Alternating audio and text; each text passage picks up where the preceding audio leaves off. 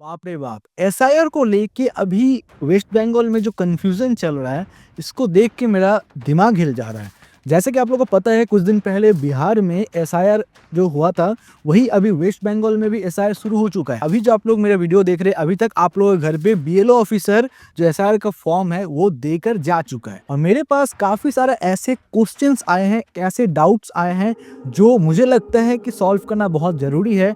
Otherwise आप लोगों को पता है कि एसआईआर का जो फॉर्म है वो एक ही बार दिया गया है, तो गलत मत भर देना, वरना बाद में प्रॉब्लम हो सकता है। मेरे रिलेटिव से काफी सारे क्वेश्चंस आया, मेरे दोस्त के परिवार से काफी क्वेश्चन आया मेरे पास कि सर कैसे इसको भरे, क्या करना है। ऐसे तो मैं वीडियो नहीं बनाने वाला था, लेकिन ऐसे कुछ 10-12 क्वेश्चन मेरे पास आया है जो कि बहुत ही सीरियस है और मुझे लगता है कि वीडियो बनाना चाहिए, आप लोगों को थोड़ा सा गाइड करना चाहिए। ये वीडियो उनके लिए भी बहुत हेल्पफुल होने वाला है जो एसआईआर का फॉर्म अभी तक भर चुके हैं और जो भरने वाले हैं। जो भर चुके हैं वो एक बार मिला लेना, कहीं गलत ना भर दिया आप, और जो भरने वाले हैं उसके लिए तो बहुत ज्यादा हेल्पफुल होने वाला है। ये जो वोटर कार्ड का एपिक नंबर है, इसका भी मैं जानकारी देने वाला इस वीडियो में, तो आई होप गाइस आप समझ जाएंगे। तो गाइस एसआईआर के बारे में हमको बता दूं, यहाँ पे दो ही कैटेगरी के लोग हैं, जिसका नाम 2002 के लिस्ट में है और जिसका नाम 2002 के लिस्ट में नहीं है। तो बात करते सबसे पहले जिसका नाम 2002 के लिस्ट में है, उनको कोई भी यहाँ पे डॉक्यूमेंट सबमिट का रिक्वायर्ड नहीं है। ध्यान से सुन ले, जिसका भी नाम 2002 के लिस्ट में है उसको कोई भी डॉक्यूमेंट सबमिट करने का जरूरत नहीं है, ठीक है।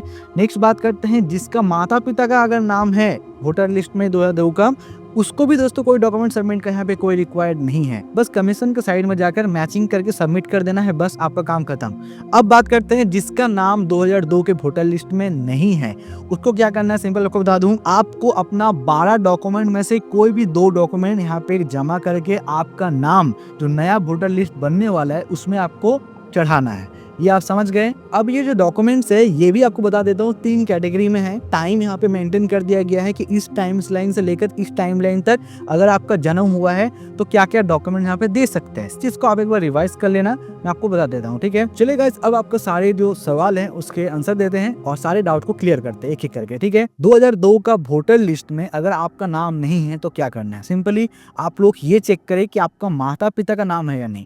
अगर माता पिता का नाम है तो कोई टेंशन की बात नहीं, कोई भी वहाँ पे डॉक्यूमेंट माता पिता का सबमिट कर देना तो आपका काम हो जाएगा। अगर आपका नाम और आपका माता पिता का दोनों का नाम नहीं है तो आप क्या करेंगे, तो इस केस में आपको बता दूं, आपके पापा के पापा का या फिर उनके मम्मी का अगर नाम है तो वो भी काम चल जाएगा। उनका नाम अगर आपको मिल जाता है तो डेफिनेटली उनका डॉक्यूमेंट से भी यहाँ पे आपका काम हो जाएगा। उनका डॉक्यूमेंट सबमिट करना है और यहाँ पे रिलेशन आपको मेंशन कर देना, बस काम हो जाएगा। नेक्स्ट बात करते हैं कि कौन सा रिलेशनशिप का यहाँ पे डॉक्यूमेंट सबमिट किया जा सकता है, जो मैपिंग है उसके लिए। तो यहाँ पे बता दूं, गवर्नमेंट ने हमें बताया है कि आप अपना माता पिता का और माता पिता का मम्मी पापा का, पहले था कि पापा का सिर्फ मम्मी पापा का हो सकता था, लेकिन अभी न्यू रूल के हिसाब से आप अपना मम्मी का भी माता पिता का जो नाम है उससे भी आप यहाँ पर आराम से कर सकते। अब गाइस बात करते हैं बहुत इंपॉर्टेंट कि एसआईआर का जो फॉर्म है, आप लोगों ने देखा होगा लेफ्ट राइट पार्ट, इसमें क्या करना है।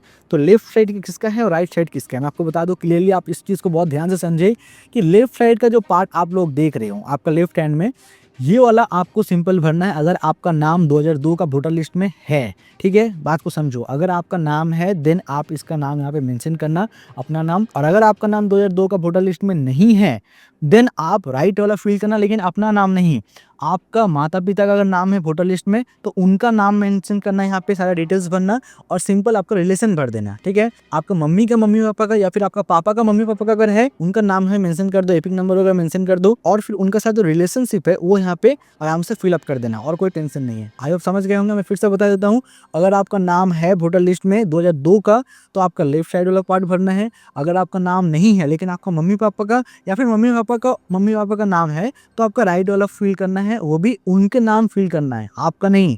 उनका नाम मेंशन कर देना है, उसके बाद उनका रिलेशनशिप मेंशन कर देना, उनका जो भी उनका डिटेल्स है वो फिल कर देना। आई होप समझ गए होंगे। अब बात करते हैं कि 2002 का जो वोटर लिस्ट वो कैसे निकाले। मैंने बोला था आप घर बैठे निकाल सकते हो खुद ही, तो वो कैसे चेक करना है, ये वाला जो साइट यहाँ पे देख रहे हैं, साइट का लिंक मैंने डिस्क्रिप्शन में दे दिया है। आराम से दोस्तों एक क्लिक में आप यहाँ पे सीधा एंटर करके अपना जो 2002 का वोटर लिस्ट का जो लिस्ट है ना उसको निकाल सकते हो। अब बात करते हैं जो 12 डॉक्यूमेंट्स गवर्नमेंट ने अलाउ किया है वो कौन सा डॉक्यूमेंट्स है। चलिए गाइस बात करते हैं। तो गाइस यहाँ पे देख सकते हैं टोटल 13 डॉक्यूमेंट्स यहाँ पे है। सबसे पहले यहाँ पे है any identity card, pension payment order issue of a regular employ, pension of any central government, state government और पीयूसी, मतलब कोई बैंक एम्प्लॉय या कोई भी सेंट्रल गवर्नमेंट एम्प्लॉय है, पेमेंट रिसीव कार्ड है वो भी आप दे सकते हैं, आइडेंटिटी कार्ड है वो भी दे सकते हैं, पेंशन पेमेंट वो भी दे सकते हैं, ठीक है। दूसरा नंबर है कि any identity card certificate document issued in Indian government, local authority, bank, post office, ठीक है। पीरियड यहाँ पे दिया गया है 1/7/1987। तो इस टाइम के बीच अगर कोई भी आपका यहाँ पे कोई आइडेंटिटी कार्ड है, सर्टिफिकेट है, डॉक्यूमेंट्स है जो गवर्नमेंट इशूड है, तो उसको आप यहाँ पे दे सकते हैं। थर्ड है कि बर्थ सर्टिफिकेट। फोर्थ है पासपोर्ट है, यहाँ पे मैट्रिकुलेशन एजुकेशनल सर्टिफिकेट जो बोर्ड्स और यूनिवर्सिटी से यहाँ पे मिलता है वो आप दे सकते हैं। सिक्स्थ है यहाँ पे परमानेंट रेसिडेंट जो सर्टिफिकेट इशू करते हैं स्टेट अथॉरिटी से, वो आप यहाँ पे दे सकते हैं। सेवेंथ है फॉरेस्ट राइट सर्टिफिकेट। 8 है ओबीसी एसटी एससी जो भी कास्ट सर्टिफिकेट होता है वो यहाँ पे दे सकते हैं। 9th यहाँ पे नेशनल रजिस्टर ऑफ सिटीजनशिप जो है वो अगर आप दे सकते हैं। 10 है family register prepared by state local authorities, ये आप दे सकते हैं। नंबर 11 पे है any land house allotment certificate जो गवर्नमेंट की तरफ से आपको मिलता है, अगर आपके पास लैंड है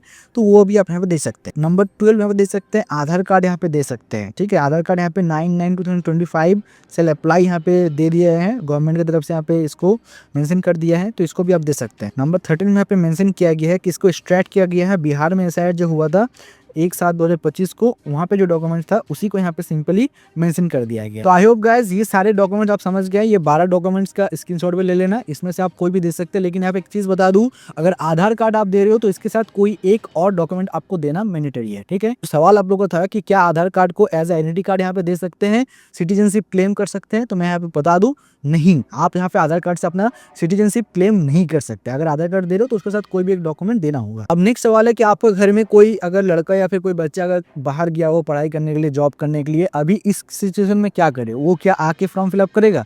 बता दूं, इस केस में आप उसके बिहाफ में फॉर्म को फिलअप कर सकते हो और नीचे साइन कर सकते हो। सिंपल, आपका सिर्फ वहाँ पे रिलेशन मेंशन कर देना। नेक्स्ट बात करते हैं कि एपिक नंबर, वोटर कार्ड का जो एपिक नंबर है वो बहुत कंफ्यूजन में है आप लोग, तो ये देख ले। वोटर कार्ड का जो ये नंबर होता है ना राइट में, ये नंबर होता है एपिक नंबर, ठीक है। इसको आप वेबसाइट में निकाल सकते हो और अगर आपके पास वोटर कार्ड है तो वहाँ पे आपको दिख जाएगा, यही नंबर सिंपल यहाँ पे डालना। 2002 के लिस्ट में अगर आपका पेरेंट्स का, माता पिता का तो उनका आप देखना, सिंपल वहाँ पे एपिक नंबर दिया हुआ होगा। अगर दिया है तो उसको भरना है, अगर नहीं दिया तो नहीं भरना है, ठीक है। ये समझ गए।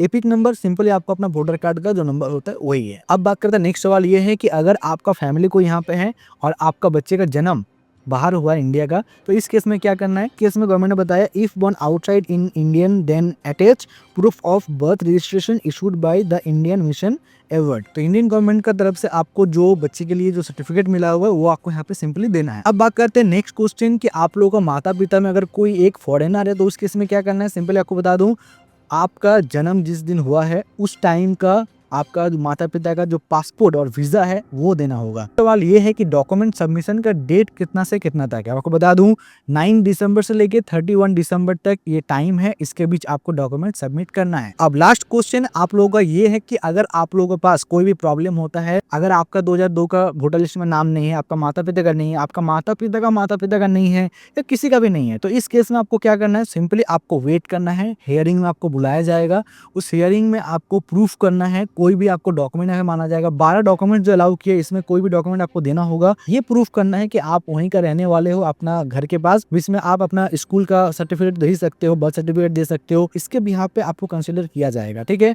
आई होप गाइस आपका सारे क्वेश्चन के जो डाउट्स है वो क्लियर हो गया। हियरिंग मतलब ये मत समझ लेना कि कोर्ट वोर्ट में हियरिंग, बिल्कुल नहीं। ऑफिस में बिल्कुल आपका बुलाया जाएगा और आपसे ही पूछा जाएगा, ये क्वेश्चन किया जाएगा कि आपका जब जन्म हुआ था आपका माता पिता कहाँ पे था, आप कहाँ पे थे। तो ये सिंपल बताना है। कुछ अगर डॉक्यूमेंट यहाँ पे रिक्वायर्ड है वो डॉक्यूमेंट लेके जाना है, सबमिट कर देना है, आपका काम हो जाएगा। बस इतना ही था।